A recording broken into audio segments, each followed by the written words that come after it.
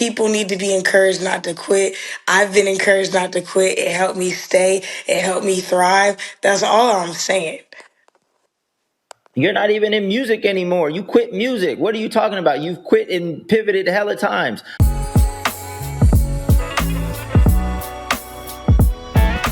Music entrepreneurs, time to wake up. It is the MBC podcast. We appreciate you being here with us. Thank you so much for another episode. And it's actually our 51st episode, and I wish we had celebrated last week because 50 episodes is a way more even number. Obviously, that was a stupid statement. You know, it's an even number. So congratulations to the MBC. Thanks for bearing with us through 3 name changes, or 1 name change and 1 reversion. Dame, how are you feeling today? Feeling good this week, man. Getting a lot of stuff done. Getting more sleep than I did last week. Seems like we're progressing back up to normal as the baby gets bigger. So, I just got a long day ahead of me today. Tons of stuff going on. What can I share? Actually, before we jump into sharing our wins, this is just to remind you that this podcast is brought to you by Two Lost. Use the code MEC at twolost.com to get 3 months free music distribution, whether you're putting out your first song or you're looking to explore a new distributor. Give us a shot. Give me some feedback. Put it in the comments. Find me on Instagram. Feel free to put it in the comments in my Instagram. Want to know how we can continue to improve the platform so that it meets all of your needs. So tap in. Well, share the Two Lost win. Oh, the 2, yes. So and then that'll be my win because obviously I'm a part of Two Lost. So the win this week is that we are on Inc. 5000's fastest growing companies list, and we're not way far down. We are actually number 90 out of 5,000. So that's a huge win for Two Lost. So shout out to the whole Two Lost team. And I believe within media and entertainment, we're in the top 10. Right now, I can't remember if it was 9 or 7 or 2. We're in the top 10. So definitely a big win for Two Lost. So shout out again to the whole Two Lost team. But Payne, what you got for us this week? See, now I want to look up the Inc. 5000 list. I want to see who's in the number 1 spot. But one of my a cool is number 1. I don't know what that is. Of course, it's AI. Anyway, yeah. Let me close that window out. I finished a new drum and sample pack like super quickly, and the secret is because I got on my old computer, my old, mid 2000s era computer, and started bouncing stuff out, which is completely related to my topic. So I'm going to stop there. If you're a member of the Patreon, you're going to get this one for free. But there's a reason I bring this up as a win, not just because I'm happy I got something done quickly, but because it leads into my topic of the 2000s and even before. So, Dame, you want to start with your episode? I know you have a deadline today. Yeah, actually, so I'm looking at it. We're actually number 2 in media and entertainment and number 7 in New York because we're actually based in New York. My office is in LA, but we have offices in LA, New York, and Iceland, actually. When are you going to go to the Iceland office? Probably never. I've been to Iceland before. We actually had a show in Iceland during the Funk Volume days. And a lot of people came out. Like it was a pretty cracking show. So was Bjork there? No. That's too bad. That would have been a good story. But it looks like Erinn has joined us. Erinn, you got a win to share this week? My win is that I'm at least back up and running with the video right now. Yeah, no, I mean, it's been a really busy week for me. Okay. The win that I had, Sunday, we had another Auntie's House, which is my Hallmark monthly event. But because of scheduling with the venue and one of my business partners, we had to do it 2 weeks after the last one. So we thought it was going to be like a way smaller event. And we still sold close to 800 tickets, which is wild. So we did like 1,200 or no, we did like 900 2 weeks ago, 1,200 a month ago, and then this Sunday we did like 800 tickets. So the community's really growing in Austin. I'm really grateful. I'm in Atlanta right now. I'm heading to Nashville in 2 hours. So yeah, it's just been a really busy time for me, but I'm grateful. Nice. Before we jump into this, because it's been consuming a big part of the past 24 hours for me, I did want to talk about Cameron and Omar Gooding and the beef that they have because it's hilarious. Cameron, to me, has officially leaped 50 Cent as the pettiest cat on the internet. What he did with Omar Gooding, basically, I think this is how it started. So I think Cameron was talking in an interview maybe sometime last year or the year before, and he accidentally called him Omar Gooding Jr. He's not a junior. And I think he took offense to that. And actually released some diss songs towards Cameron. There's like 2 or 3 diss songs of Omar Gooding. I didn't even know he rapped. Like I thought he was just an actor. And I didn't even know all this. I didn't even know all this until what Cameron did more recently. So he dropped the diss song, and I guess it just kind of went on, the beef between the two. So Cameron decided to book Omar Gooding for a fake movie, right? He didn't know, like his team didn't know, Omar Gooding didn't know that it was Cameron behind this. But essentially, he booked him for a fake movie, flied him out to Miami, and got him to sign the paperwork so that he can use the footage. And while the scene was set up, lights were set up, there was a producer there were actors there, he really thought he was in a movie, and Cameron was just in another room laughing at him. Like Omar Gooding had his shirt off. Cameron was talking about how his titties was out. He was doing push-ups in the scene. I think the movie is actually called Matador, which he said is killer in Spanish. I didn't know that. I don't even know if that's true. But obviously Cameron goes by Killa. So the movie is Killa in Spanish. And apparently in the scene, the other characters are speaking in Spanish. And because Omar Gooding doesn't speak Spanish, the characters are actually like clowning him in the scene, and Omar Gooding doesn't even know that. Um, so we've reached like just new levels of petty, new levels of creativity in a beef. Don't fuck with Cameron, I guess, is the short end of it, because Cameron is hilarious. I, I don't know what the legalities are around this, since he did sign the paperwork. He hasn't released, I haven't seen everything. He just kind of released some clips. But if you're going to get into a beef with someone, be as creative as Cameron. That to me is my message.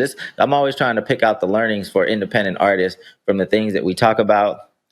Be as creative as Cameron is, because this is just hilarious, and I've just been laughing on and off for like the past 24 hours. I don't know, Erinn. It looks like you didn't even see this. It looks like this Yeah, is the first this time you're didn't hearing hit about my this. side of the internet, but also I've been so busy I haven't been on the internet for like the last 3 days much. Um, I'm actually really shocked. This is this is wild. Like you said, this is even more than 50 cents level of petty. But the sad thing is, it's like, I guess when you get so much money, like your pettiness knows no bounds. Cause you're just, I mean, it had to be a decent rate that he offered for his team to say yes. You know what I'm saying? So it's like, and Matador doesn't mean He said killer. it was 3,000. He said it was 3,000. It only cost him $3,000 to do this. And 3,000, that means to get the other actors and stuff. So it's almost like, Like all in. that's what I'm But saying. I All would in cost them imagine that. 3,000. Yeah, I mean, it probably all in probably cost him, let's just say 10,000, right? But I promise you, he's gonna make more than 10,000 from this footage when it gets released. I promise you, he'll For make more than. sure. So not only This did is he so win, sad. not only did he win, not only did he win from a beef perspective, but he also won financially. Because again, unless there's some kind of legal loophole that Omar Gooden, because Omar Gooden actually released a response, and I don't know the best way to play this if you're on his side, but he essentially said, "Thanks for the bread." And keep the opportunities coming. So I don't know if his response limits what he can do from a legal perspective, right? There might, even though he did sign paperwork, I don't know what the paperwork said that give Cameron the rights to use this footage. He might have shot himself in the foot by saying what he said in the response video. And that's But I another mean, what learning can that you I do? think we can Sue pull out somebody of for this. Like, hiring you? I don't. It depends. It depends what the foot. It depends what the contract says, right? And what usage they have for that. Because if it was supposed to be used for the show, I mean, I need to have Ryan on here to see if there are anything. But reacting impulsively to anything is not the best move, right? Like, I don't know. Like, it's possible that what Omar Gooding said in his response fucked up some legal options for him. I don't know, but anyway, we can get into our actual topics. That's just been consuming a large part of my past 25 because I think it's hilarious, and I'm excited to see the rest of the footage so that I need at this point I need some laughs this month. So What if your arch I'm nemesis did this to you, Dame? Like hired you for a gig? Would you like go after them? Like, how would you respond to something like this? you have to me you have one of two options, right? You can either or three options. There's a legal route. There is, hey, this is funny, you got me, like play into it, like, hey, you know you got me, I love it, you got me, I'll play into it as well. Or you got to fight them on camera. Like, those are only three options. Those are only three options that you got, and you got to win. And to me, that's all you got: legal, play it off, cool, or fight. That's all you got. I mean, it seems like Omar Yeah. Gooding, he played it off. He was just like, I feel like that he took it in stride because, respectfully, if he took whatever $2,000-3,000 for this role, he may not have the means to sue, bro. And I'm not pocket watching or anything, but if you flew to Miami for a role for that much, then he's taking acting gigs. So that's what he said. Keep the money flowing. That might have been the only way that he could respond to something like that. Cam said it's a new. I don't. He basically said it's a new series called Book My Ops. I think it was 7,500 too that he paid. No, he paid him 7,500 for an actual movie like Yeah. years back. So it was a movie called, I think, something Percentage or something like that. So it had Vin Rames in it and Omar Gooding, and that was an actual movie that I think is on a streaming site. But what he just did was, I think, 3,000 or 3,500. Oh, see, I'm seeing this. Okay, maybe it's just bad information. Actually, this is terrible information. DJ Envy, whoever is running your social media, fire them. It says Cameron is playing no games. He allegedly paid actor Cuba Gooding. See, so you just fucked up. Now Cam's got to pay DJ Envy some money for a fake movie role because he did the same fuck up. But it says 7,500. So I don't So, know. so, so, so now being in the television and film space a little bit, like, you can do this a lot. There's a lot of actors that are like B-list, and I don't know if B-list actor is like a diss, but that's just where a lot of people are. Like, I don't know how else to describe it. If people receive that as disrespect, I apologize. But there are a lot of actors in that bucket that you can book for cheaper than you would expect, because there's not, like, Hollywood is fucked up right now. There's not that many people working in front of the camera, behind the camera. That's why so many people have pivoted into doing stuff like Ja's doing and just doing it yourself. But there are probably some very recognizable faces that you can get for cheaper than you would expect right now. I did You some know, Nollywood films back when I dabbled in the film world, like 2017, 2018, 2019. Shit show for sure. Never again. But I thought it was going to be all these like, because there's a lot of Nigerians on the north side of Atlanta, and so there's a lot of Nollywood films shot here.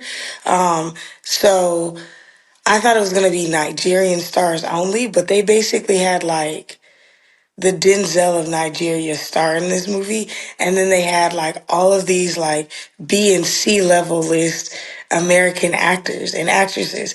And I'm telling you, it was like people I grew up watching, even people who are doing, like minor roles on TV shows now. And I was a line producer.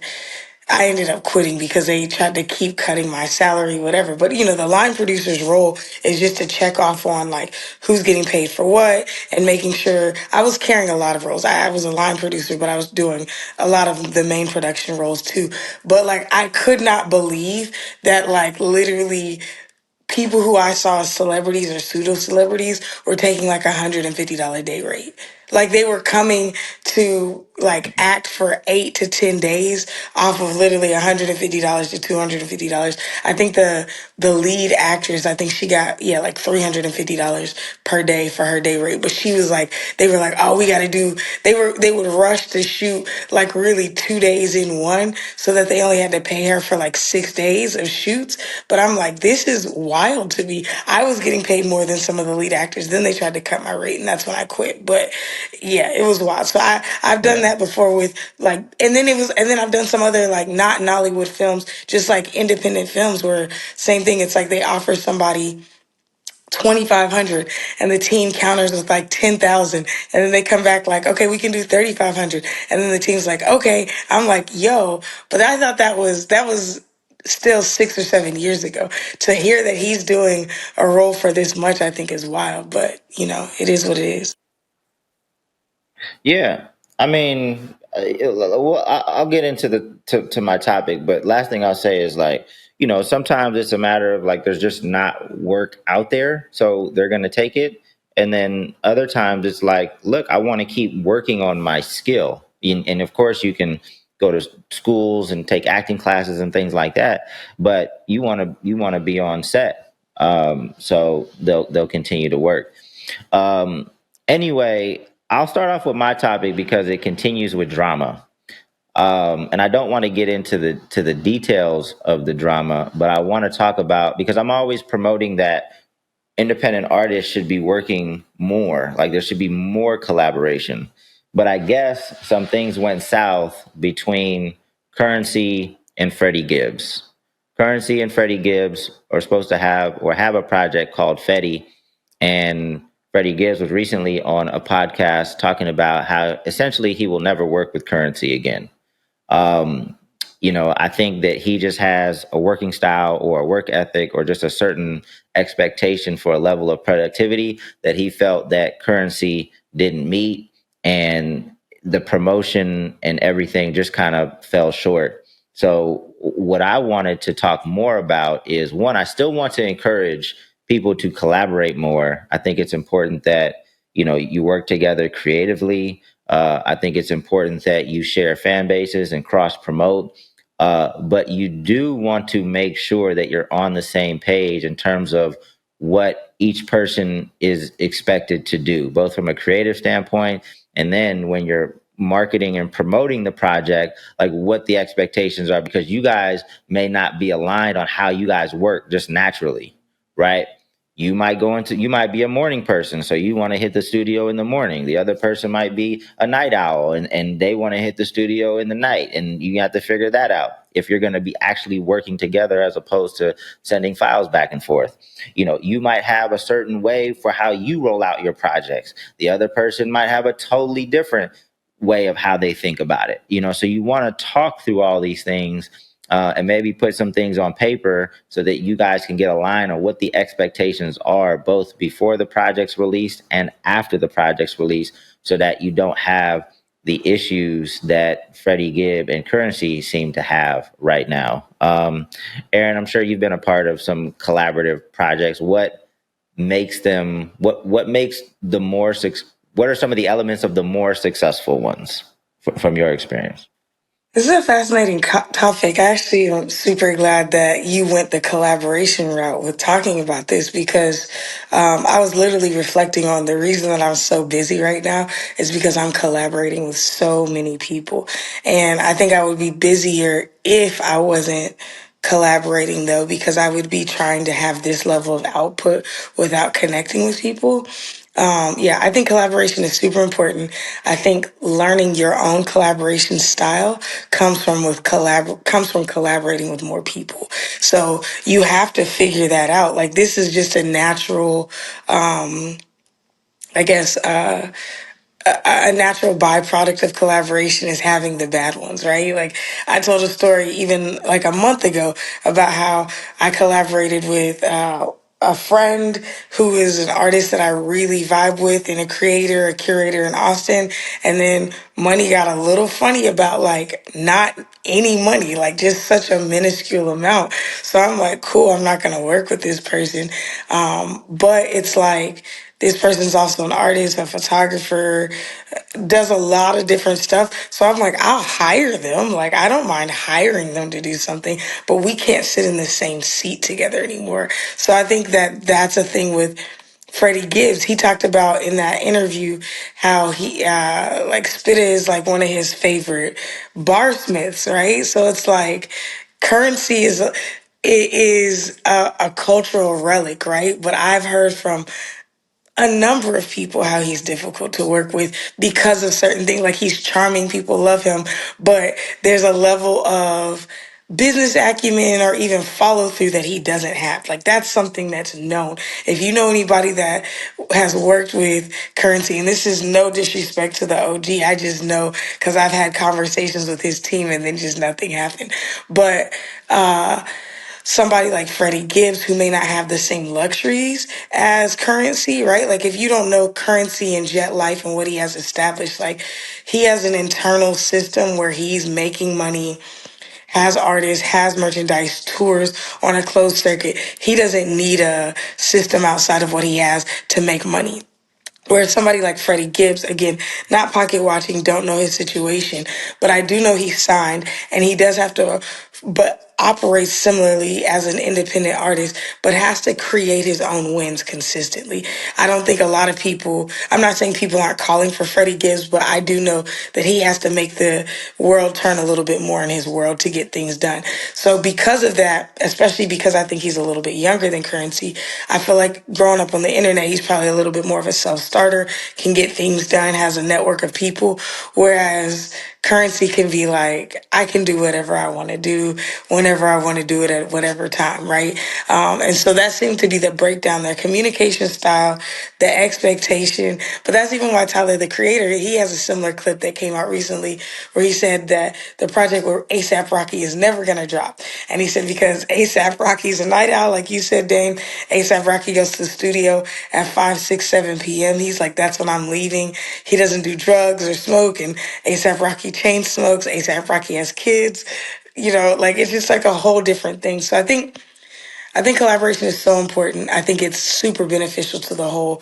I think that you get to touch so many parts of the world and see so many wins when you collaborate with people, but you can't collaborate with everybody. And the only way you find that out is to try. So I would say keep trying, keep swinging. It doesn't seem like he has any bad blood towards him. He's like, as a man, I respect him, but he's like, don't come around me with any of that. And I totally get that. That's how I feel about my homegirl. Like, listen, I love you down. We can hang out, but I'm not doing business with you that requires us to reciprocally share in responsibilities. I can hire you and we can leave it at that. So that's just my take on it.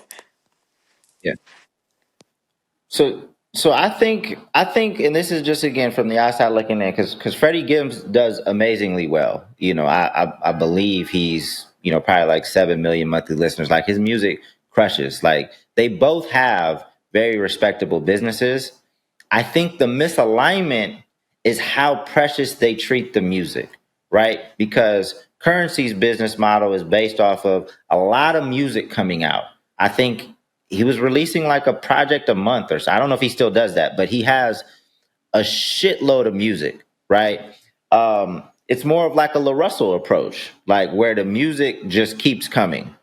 Freddie Gibbs is more precious and takes more time with the music. Not saying one is better than the other, but I can see how just the approach to music could be a clash, right? So, Currensy, the promotion is more of like the music itself and how it keeps coming. Whereas where I'm sure Freddie Gibbs wants to have more of a build up, more of a rollout, and it treats it more precious. I think that's a big part of where the clash, just in terms of how they approach music. So, Payne, I don't know if you have anything to weigh in, and then we can get to the next topic because I know we got to get to 2 more topics before we wrap up. Yeah, I'm not touching the beef topic. I just don't know what's going on. When I watched the video that you sent, it just wasn't at all specific. So I'm like, I still, all I can do is speculate what happened. No, we didn't. I mean, I don't think we touched the beef part either. I mean, Erinn and I really, and I know you popped out for a second, but we really just talked about like how, like the things to think about before collabing. Like we think that you should collaborate more and more collaboration needs to happen. But there are small things that you don't think about and you jump into it and you're like, this is uncomfortable for me, or this is not working. That you may not have thought about, that hopefully hearing this conversation, you'll think about before you lock in with a new collaborator. Dame, do you Yeah, I have a mean, hit list of maybe that's 2 or 3 things? My bad, Payne. I mean, one, I would just have that conversation. How are we going to create this? Right? Are we in person? Are we sending files back and forth? What times do you create? How do you create? How long do you create? How long do we want to work on this? Because we both probably have other things going on. All the things that you should probably put in paper, then the business side, like, okay, how are we splitting this? What producers are going to work on this? Where are we going to do it physically? If we are going to do this in person, am I going there? Are you going to come in here? Like all these things I think should be thought through. And then when you're thinking through the rollout, when is this coming out? When do we need to start promoting it? After it comes out, what are we committing to, right? Like what kind of assets are we rolling out? Are we shooting videos? How many videos are we going to shoot? So that I can get a better understanding of what the time commitment is to this project, both before it comes out and after it comes out, so that there's no conflict there either. And that was just me rattling things off the top of my head. I'm sure there's other things you want to think about too, but the long story short, there is a lot more to it than, hey, let's do a collab album, let's go. There's just a lot more stuff you got to think through, and I think they didn't. And it was a good idea for them to collaborate. I'm sure the fans are going to love it, or loved it, or would love it if they were on the same page. But now it's just a messed up situation. Payne, do you have anything as a producer that you're like, these are must-haves for me when I collaborate? I just need to know that a person is actually going to release the music, honestly. I mean, I think, I don't know. It's tough because I want to be super hands-on as a producer, but that's such a huge time commitment. So for me, it's like, if we can make it happen, that's just, I don't know. The way I work is if I can send you beats remotely and we make the music happen and it sounds good and it actually gets released, okay, cool. Then let's take it to a different level where we're actually working a lot more closely. But I'm just real cautious about jumping into, it's like dating where like you don't just want to go on a first date and then jump into a committed relationship or propose marriage to the person. So I tread carefully. Let's collab. Let's see how it works with minimal investment on either end. You know what I mean? And then if the music comes out and people like it, and it seems like there were no red flags in the way that we communicated, okay, cool. Then let's keep it going and let's escalate a little to a point where it's more collaborative. You know what I mean? It's not just hands off. But yeah, I think people get excited about projects and they jump in, and then I'm not saying that's what happened. I have no idea what happened with Currensy and Freddie Gibbs, but in terms of just in general collaborating, people want to collaborate, and then what ends up happening is they realize that they just aren't built for that. there's a clash of personalities, a philosophical difference. Their goals are different for the project. Their processes are different. So yeah, just be careful. That's all. I think too, you Aaron, gotta let's look go. at the. Go ahead, Dan. Let's go ahead and get into your topic. Go ahead and cue it up. Payne, could you roll the video, the Seth Rogen one?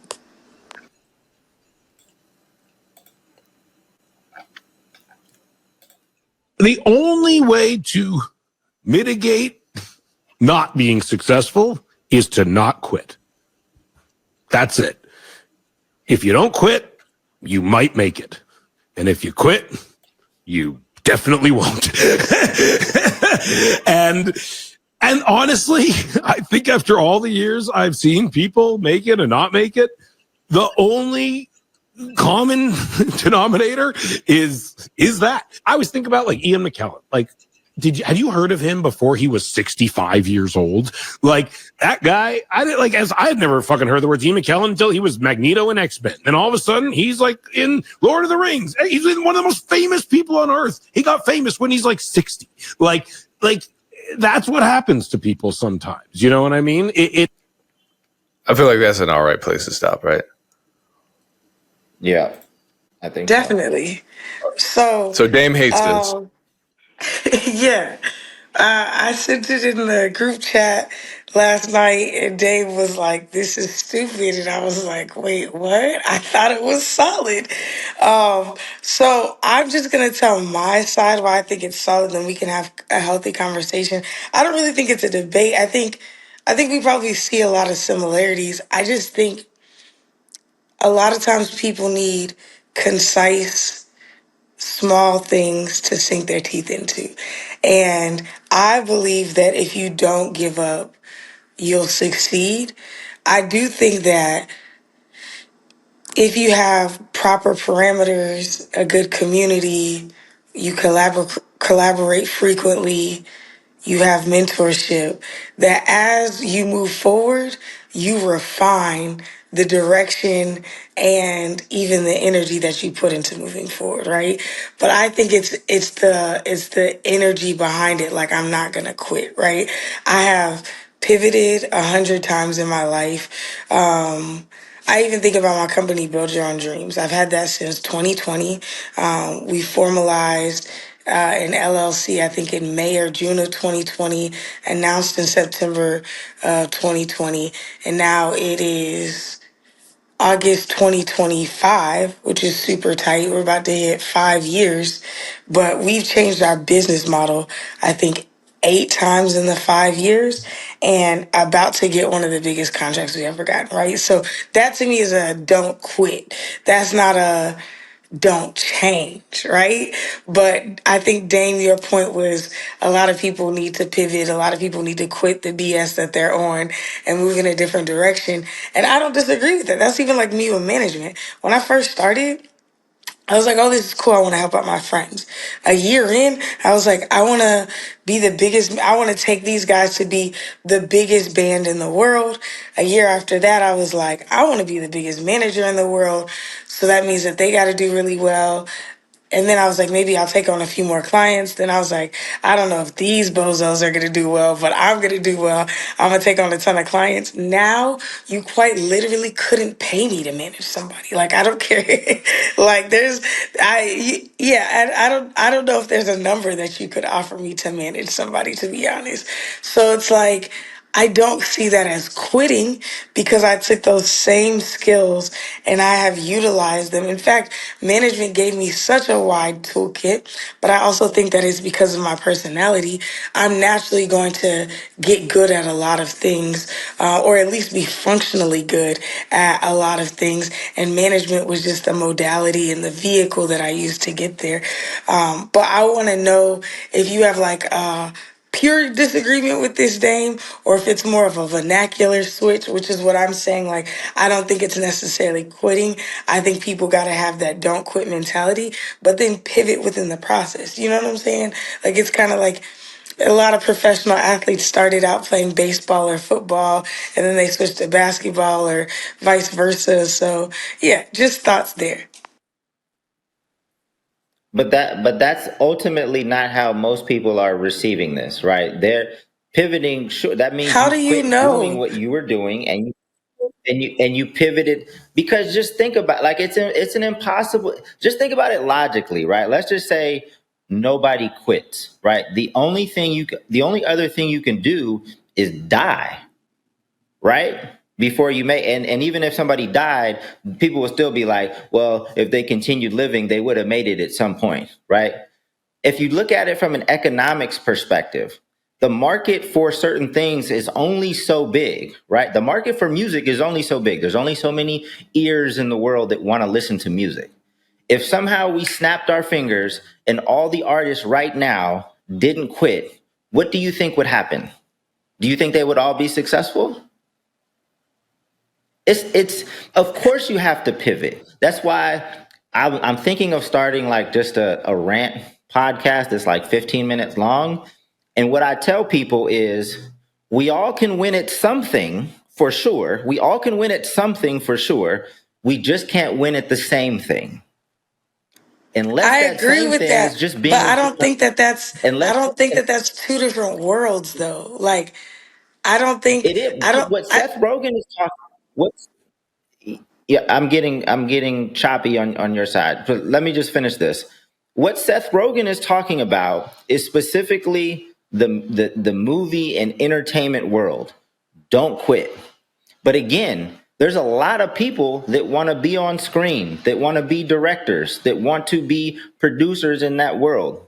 There's not enough, and if everybody that's currently working in that space doesn't quit, and they're all making movies, there's not enough of a market size for all of these movies to make money. That's why people have to quit. They have to pivot. So yes, if he's not just talking about the entertainment field and he's talking about, okay, you can't pivot into other things, cool. But when a lot of times when people talk about this, which I think Seth Rogen is talking about, don't quit. You're gonna make it in movie. Like, no, you're not. It's not possible. But in order to win, you do have to not quit. It's just going to be way more people losing than actually winning See, because that's just the way it's set up. but I think that's the issue is that oftentimes when Dame gets hot over some advice, it's because the advice is like the social media equivalent of a bumper sticker, where it's all boiled down to a very concise statement. And realistically, concision doesn't go hand in hand with all encompassing advice, you know? And so it's just like, obviously even Dame concedes that you have to continue rather than quit in order to reach success in any given field, regardless of pivoting. However, that's not the full story. And it's like, of course it's not the full story because it's a little 5-second clip or, you know, the elevator pitch never gives you the full structure of the business. The bumper sticker never tells the whole story. The saying isn't applicable to every situation. So yeah, I mean, I think this is, I don't know if this is negative or positive. I just feel like if someone needs to hear, I think Dame said this before, if someone needs to hear, hey, don't quit, because if you quit, then you've quit, in order to make sure that they know that quitting is the end of their journey, then they were going to quit anyway. I don't think someone hearing Seth Rogen's advice is going to be like, oh, I just don't have to quit. And then 15 years later, they finally get their big break. I feel like you can give people, even if you get, I've given people such specific advice before, and it wasn't just a slogan. It wasn't just like, hey, don't quit. It was more like, here, try this out, do this, try this, do this for 6 months, then try this, that. You know what I mean? Here are the analytics, here are the benchmarks. And they're like, I'm going to do like none of that, and then contact you again in a year and say, I don't know, why is this not going well? So Y'all are a tough crowd for Yeah, sure. I just, I'm not, you gotta. I'm not saying that the advice is fully comprehensive, right? It's like with my nephew, when he says, I can't, I say, you can do anything. And so I make him repeat that. I can do anything. That doesn't mean everything, right? Obviously, I'm not expecting him to lift this car, but I am telling him that he can open the door by himself, right? And him saying can't stops him from trying a little bit harder to open the door, right? The moment he meets resistance, I'll say I was somebody who received the advice, don't quit. I remember having a light bulb moment from a multimillionaire that I really admired being like, I just didn't quit. And I realized as they were telling the stories to me about how many times they got sued, all the BS that happened, if they would have taken that as a symptom of them not going to be successful or as truth versus just an obstacle, then they might have quit. And I was in a moment where I was like, I don't think I'm supposed to be an entrepreneur. Like maybe I just need to go get a job. Now, yes, there have been caveats. There have been do. There's been a lot of changes, but that was like 8+ years ago for me. And had I not heard it, and somebody might have said it to me sooner, but hearing it in that moment, I was like, the obstacles are proof of my purpose, not resistance to it. Do you know what I'm saying? And so I don't know. For me, him saying, you just don't quit, and then giving the example of a dude, even those things where it's like, okay, Oprah became a millionaire at this age, a billionaire at this age, Tabitha Brown started at this time, Tina Fey did, you know what I'm saying? When people start to break it down and you're like, oh, I'm only against myself right now, I'm not against some perceived time period, like I just got to keep running my race, things like that for me work. It could just be a personality thing. And I will agree, if you're a bum, you're going to be a bum regardless of whatever you hear. I'm not talking about bums. I'm talking about people who are destined for greatness, who need to be reminded that in a social media age where you're just like, I'm trying and swinging and it seems like this shit is not working, sometimes it's like, yo, just keep swinging. But I hear what y'all are saying. I just don't think it's, y'all trying to make it seem like because somebody heard this 10-second clip, they're now gonna think that they gotta keep trying. I do think that most actors should quit. But that No. I know a chick who was just in LA who moved to Atlanta who is now like writing for like a short film company, whatever, because she didn't quit. That's just a pivot. Like, but she was out in LA for 5 years trying to act. I feel like pivoting is different than quitting. Maybe he should have said pivot, but I don't know. No, the message has to be paired with something else at the end of the day. Because I'll tell you right now, there are a lot of people pursuing music and the arts right now that need to quit because I don't quit because it's not just about not quitting. Like I'm relentless. I'm strategic. I'm analytical. Like if you don't have all these other things, you need to quit. If you don't have the passion and the desire to develop these other qualities, then you need to quit. I would probably say most people pursuing music right now need to quit because you're gonna, and unless you just love music, I because I agree promise with you, you're gonna that. waste more years. Okay, but that's what set that's why I would never just be on a podcast talking about don't quit. Like you gotta have it in you have to have all these other qualities in order to withstand the race and to figure this shit out. Like, But I think of that's, course but don't quit. I feel like the message is for who it belongs to. Like, of course, that, like, if you have a bum hip, you shouldn't be competing to try to go to the Olympics. I don't think that I don't think he's bypassing that. I think that's if you have any I level of know. logic or intelligence, you can add in the extra information that needs to be added here. That's why I was like, I don't think that this has to be a No, lexic, but like a full description of exactly every step. He's just saying, yo, if this is what you believe in, if you're really backed up about it, don't quit. I don't think most people rapping really believe in it. That's why I don't think most people making music. It's just easy. It's like painting. I just started painting. I'm not trying to become a professional painter, but maybe I will. Who knows? But at the same time, it's like I think that there are a lot of people who are just hobbyists, and because it seems like money is accessible, they're going towards that. I don't think that this is a conversation for those people. That's not how I perceive that. I took it as myself. I took it as other people who need the reminder to keep going. And so that's what I'm saying. A bum is going to be a bum regardless. I don't think this is for bums. I've been in music for 17 years now. I see a lot of people doing the exact same thing they were doing when they started. I've seen people come. I've seen people be successful. I've seen a few A be bum. successful. And then I've seen a lot of people still doing the same thing.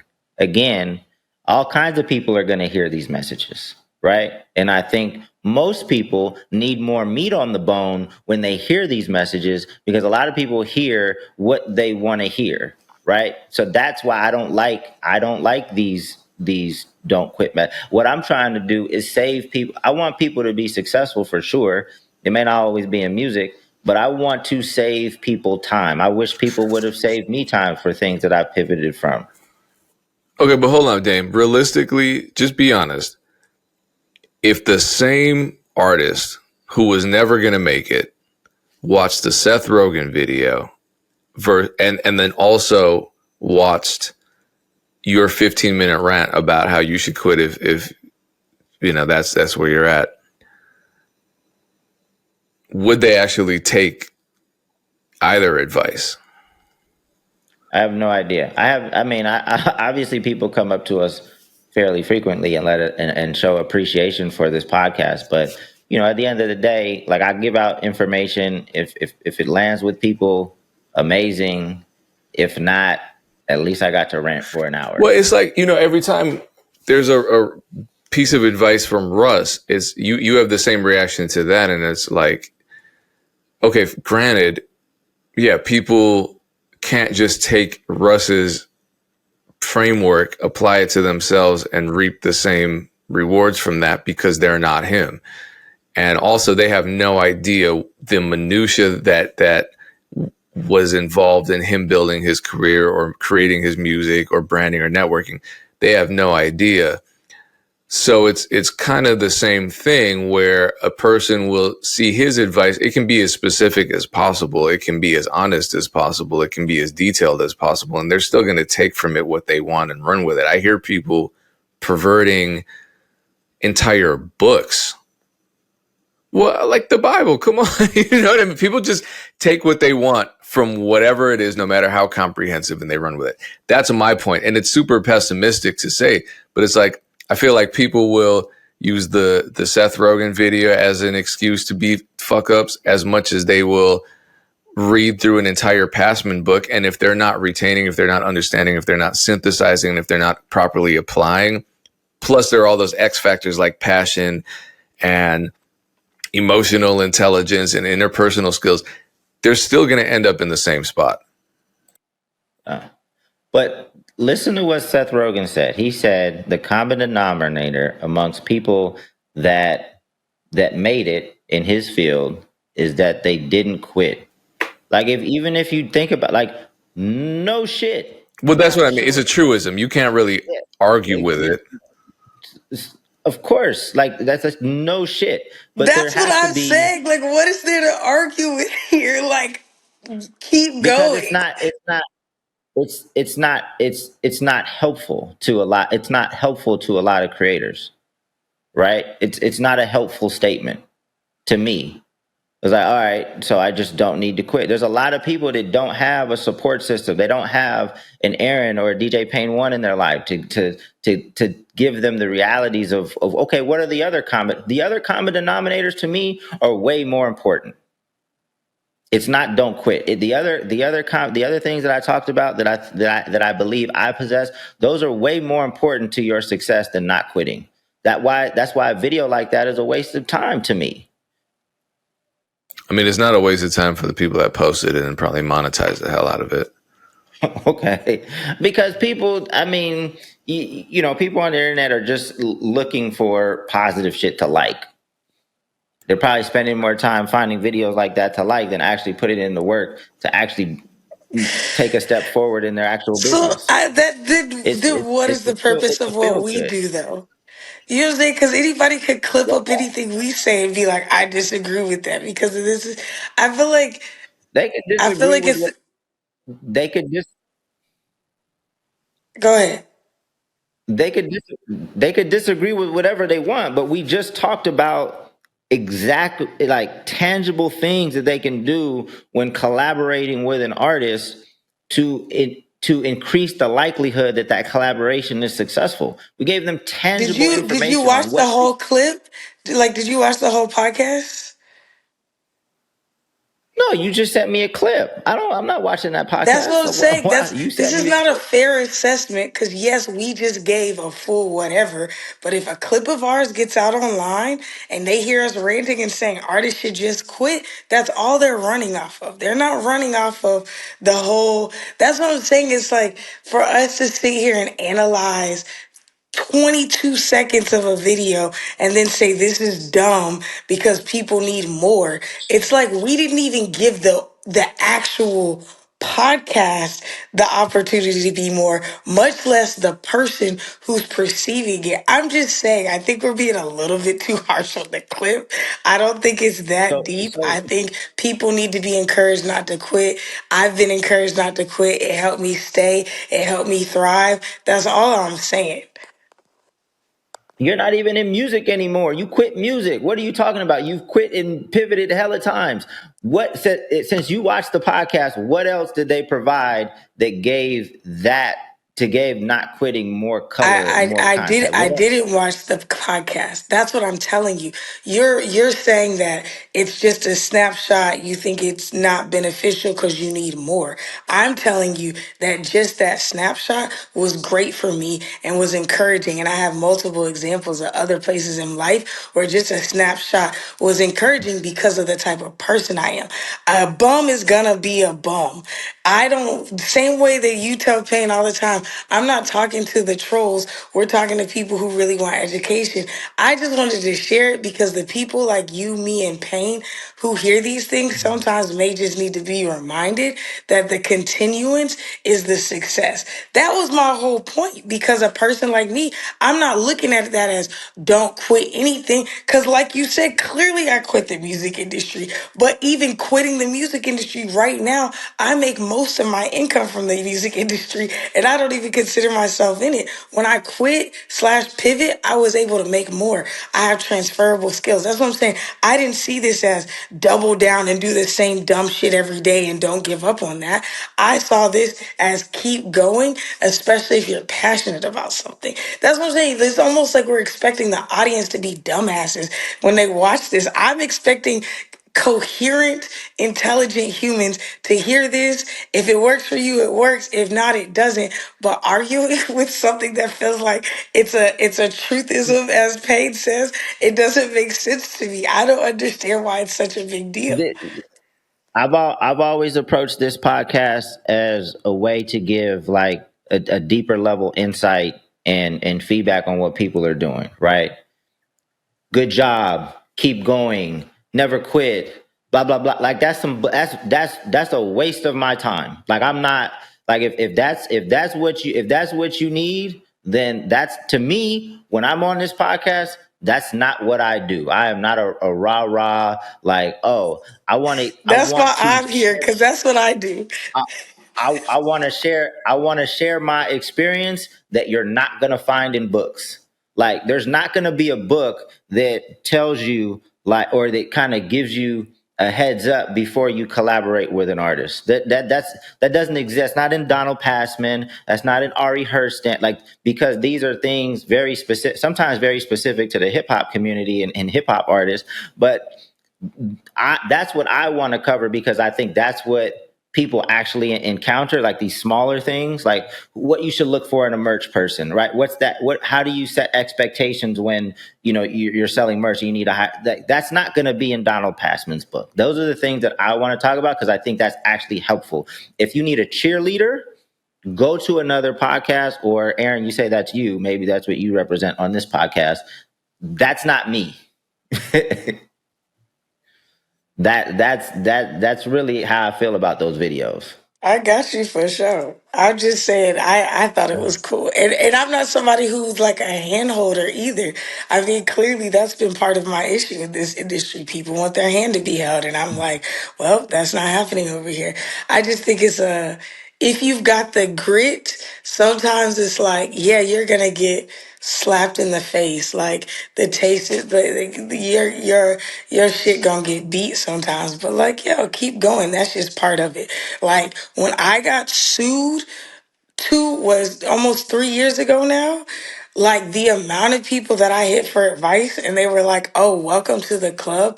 That shit was devastating. But I was like, oh damn, like all of my predecessors have encountered this before. Do you know what I'm saying? It's like, to me, that was a very like keep going moment. It didn't feel good. That shit was terrible. I was not happy about it, but it was like, okay, this is part of the industry. I felt like that sounded the same to me as what Seth Rogen just said, but that's just the way that I process it. Sometimes it is, you can do anything. I tell myself that every day. You can do anything. Sometimes it's a really big feat. Sometimes it's just like, Erinn, just wake up an hour earlier. Do you know what I'm saying? But that's just me. I'm with you though, Dave. I'm like totally with you. Like you remind me of a lot of my uncles. I'm with you. You remind me of my dad too. My dad is like, what's with this hand holding shit? If you don't move, you know what I'm saying? So I'm with you. Yeah, I just am not with the vague like rah stuff. That's not me. I don't feel, and like you said, maybe some of that stuff is helpful for other people, and it ignites a charge in them that they needed for that day. You're not gonna get that from me. Like that's just not how I roll. And I know, Payne, I really do have to jump in 3 minutes. You guys can definitely continue and I'm apologize that we didn't get to your topic yet, or at least I won't be a part of the topic, but I actually have to jump. So feel free to jump into your topic. I just have to. Dame's I can quitting the stay on. I just podcast. can't stay on till 12 though. Damn, I'm about to do a whole solo episode. Okay, so let's jump right into this. I don't know if you saw this video, Erinn, from Charity Croft, where I think I don't think he's in the music business, but the caption says, and it has got the old man picture emoji. Old producers will run 2025 to 2026. I feel like maybe some of the Glorilla records and some of the Leangelo Ball records started. I don't know if they started this trend. I don't know what it is. They started bringing something from the early 2000s, mid 2000s back into the space, and it felt like people, like the older people that listened, were like, "Oh, this is nostalgic," and then the younger people thought it was new because they didn't grow up in that era. Free game if you in the music industry, nigga. If you're an old producer, go dust off the floppy disk. The little niggas want 2007 beats, 2004 beats, nigga. If you was producing in 2005, dust off the floppy disk. Go get your DAT. Go get them big ass machines y'all used to make beats on, and go in them files, nigga. These little niggas, they don't want samples of the 2000s. They want their song to sound like it came out in 2004. Nigga, these are Beethoven beats. And so, like I said in the intro, I did do that. I did. He is an artist. What am I talking about? And he's from Gary. Okay, cool.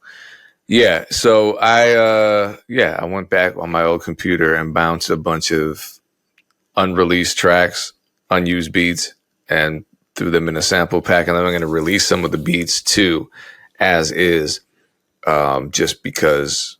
Hey, if people want that sound, people want that sound. That's good for me because I already made those beats. I made those beats over 20 years ago. You know what I mean? So, Yeah, I like this. I agree. He sang it in Oh, I didn't hear jest, and he's anything you like, said. It all cut off. "Oh, can you hear me now?" Now I can, yeah. Okay, I like this a lot. He sang it in jest a little bit, but it's super true. I'm starting to hear a lot of not just like big celebrities, but a lot of the random stuff that you're finding online. Almost kind of like how that big, what was it called? Like chip tunes or whatever, where it was like rappers and anime guys rapping over literally like 80s and 90s like intro songs to games, right? Like it wasn't samples. They were just like taking the game. Sometimes they would sample it and throw a little bit of a beat on it, but I feel like that Yeah. was like a small era for like 2 or 3 years that was happening. I feel like just pre-pandemic, a little bit during the pandemic. I agree right now that people are looking for like things that they haven't heard. So it's not that they just want to sample stuff that came out in the late 90s and early 2000s, really the mid 2000s, the early 2000s to mid 2000s, is that they want it to sound like that. They want it to sound raw.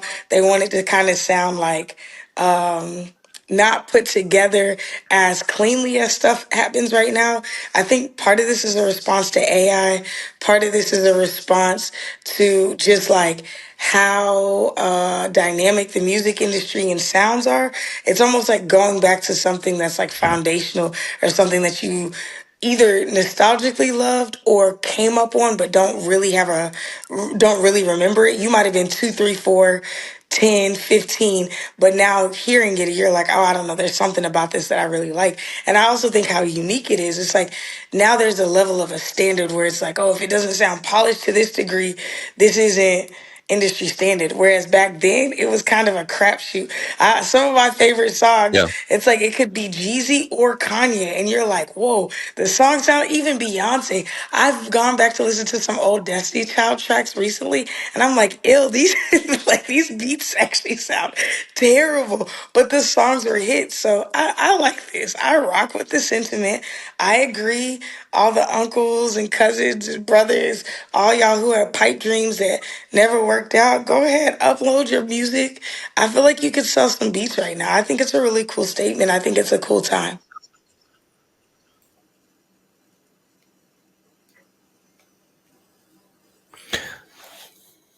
Sorry, a lot of that's getting cut off. Have you seen the conversations that Metro's been having subsequent to his album release? Number one, how do you feel about? Because you're in Atlanta, and he's going beyond just bringing back, the mid 2000s era with Futuristic Summer. He's actually advocating for regional hip hop sounds, and so that's ruffling some feathers. A lot of people agree with it. I know Bink's going wild with it, and definitely agreeing with the idea that regions should sound like regions rather than this overall homogeneity where everything across the world all has similar sounds and similar styles. Yeah, I'm gonna try not to talk too long so that it comes through, but 100%, I love it. I think what Metro is doing is super tight. I think, especially for the city of Atlanta, shout out to Andre 3000 who said the South got something to say. I think for a lot of times we got clowned as like maybe simpler music or like where it was like, oh, New York is intellectual rap and California is like substantive rap and Atlanta is just kind of like fun turn up tracks. To a degree, I feel like that represents the vibe of the city, so I'm not knocking that. But I think that there's an intellect and an ingenuity and actually an intuitiveness about the way that Atlanta made music and collaborated in the sounds. So I love it. I think what Metro's doing is throwback, but I think it's also the future. I think he's staking his claim in the Atlanta music scene. Like I can go global and then I can come back and really be who I am. He made a very specific sound for specific people. I think me and Metro are like a year apart, very close in age. We grew up very close to each other. So to me, it feels like a lot of, again, nostalgia, but also still super fresh. He's representing cool parts of the city that people still don't get to see, and some of the parts of us that really matter to us even still now. So I think it's super tight.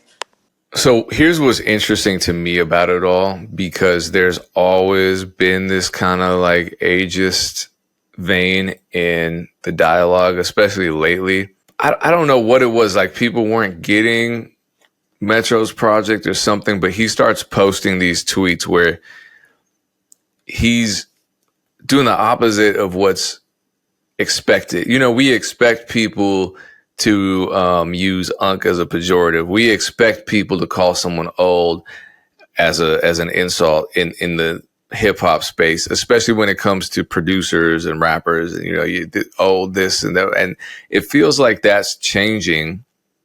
Like with the real old dudes, like Metro Boomin's in his early 30s. But like this tweet, if you started listening to rap music in 2017, then you might want to sit this one out. Here's another one. If you never had to write a number down, period, then you might want to sit this one out. If you never intentionally wore your clothes with tags still on, I still do that shit, then you might want to sit this one out. So he's poking fun at the young listeners now, which is really something that we don't do in this genre, right? So things are changing, and I wanted to parallel that with what Do or Die recently just did, which I think is amazing. Let me find that quick. Do you know what I'm talking about? Nope. So obviously you know who Do or Die is. Hopefully other people do, but legendary hip hop group from Chicago, and they had a song from there. So what they're saying is this song is 20 years old. It's closer to 30, I want to say. And it's a great song. It's called Do You. Like it's a classic as far as the region here is concerned, but it never ended up getting promoted by the label. Who knows why, but there was no music video for it. So damn near 30 years later, because this album dropped in 2023. So, or no, it's not 2023, 2003. So the better part of, 25 years, this song never saw a music video, and they just dropped the music video. And I'm curious to see, I want to look and see how it's doing on YouTube, because this is interesting, right? Like you're not, these artists, all of these artists are in their 40s, 50s, they're up there in age, and they're still making music. And to speak to the earlier conversation about never quitting, I mean, obviously Do or Die and Twisted don't fall into the category of musicians who need to question whether or not their journey is the right one, right? These are legendary artists who make music at one of the highest levels possible in the space. But still, even I think people who have given up on songs might need to hear that message, because let me pull this up. They just dropped the music video 9 days ago. It's already at 205,000 plays on YouTube. And I mean, look at these numbers. This is a classic song. I'm guessing they looked at stats, because like just the, some unauthorized upload of the song from a year ago is at 5.2 million. So obviously people liked the song. So then they decided to drop the music. Shout out to them. They're a very legendary hip hop group. I've had the privilege of working with more than once. AK kind of not literally saved my life, but figuratively saved my life once. So shout out to him. And I'm just excited to see, given that I'm now in my 40s era, and I didn't give a fuck before. But if I didn't give a fuck before, now I'm just like, man, I really don't care. I'm making music no matter what. And all that old shit we did, it has a second chance now, and that's really encouraging. Yeah, it's fire. I love where hip hop is going right now, and I hope people keep embracing it. Yeah, because even the projects that are dropping, all of these artists. Number one, I think it's dope that older artists are embracing their ages, but they're also embracing health. You know, like seeing Jada, you know, everyone from the Locks got real healthy all of a sudden, and seeing who are some other artists. There are a lot of other Method Man. There are a lot of artists who have just been taking their health seriously, have been embracing healthier lifestyles, from diet to exercise to fitness to mental health, all of that. So it's great that that's been the new trend. And then in addition to that, you're also seeing those same artists who, you know, are aging well, because you kind of have to if you want to continue making music and performing and touring and all that. And, you know, like the fans want you around, and you should be doing it for yourself and for your family. But they're also dropping a lot of music.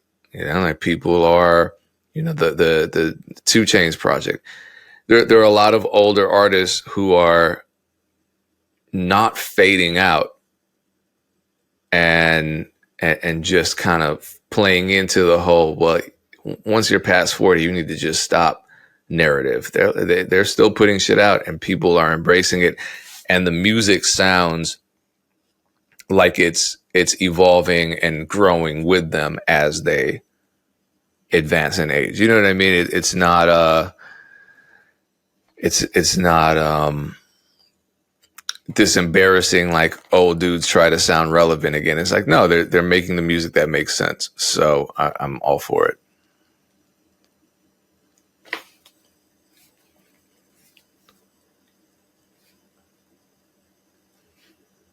I don't know if you're frozen I'm or this good. is an awkward pause. No, no, I'm good. There's a delay, but I'm good. I agree. Well, then I think something else you agree on is that if you don't put your music out, then none of this matters. So definitely put your music out. And I'm surprised at how many people I talk to, and they're like, I don't know how to distribute my music. It's as easy as uploading a YouTube video. Just go to tolost.com, use the code MEC. Why not try it for free for 3 months? You can get a lot of music up. If you decide to quit using Tulost, that's fine. Your music doesn't get deleted like it does on other distribution platforms. Tulost.com, code is MEC. Helps you, helps us. We appreciate it. And we will be back next week with another episode. I might not be in this environment, but I will be here because Seth Rogen told me not to quit. Peace.